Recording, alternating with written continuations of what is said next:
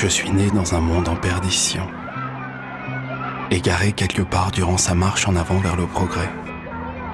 Toujours plus de confort, de science, de droit, mais qui nourrissait en réalité les multinationales.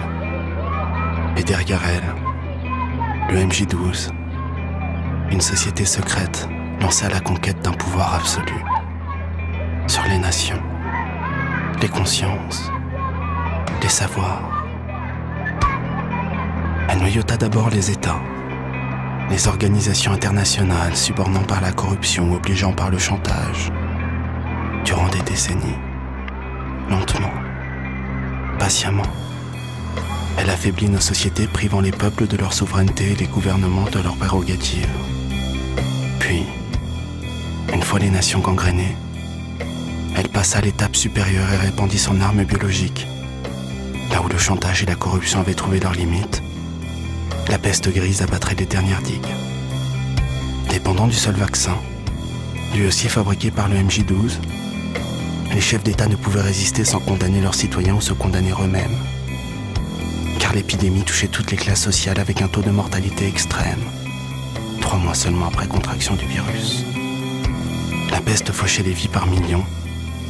Les gouvernements cédèrent pour ne laisser qu'une façade.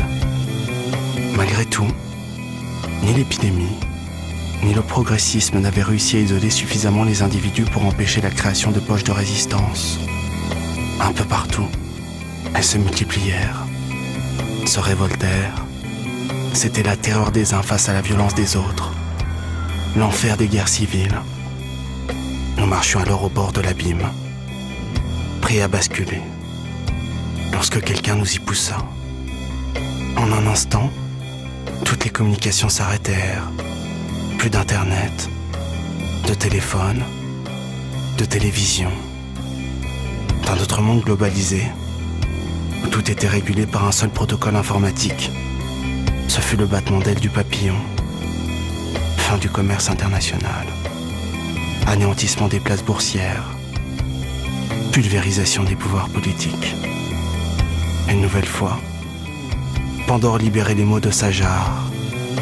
Famine, misère, folie. Nous étions en 2052. J'avais 5 ans. C'était l'effondrement.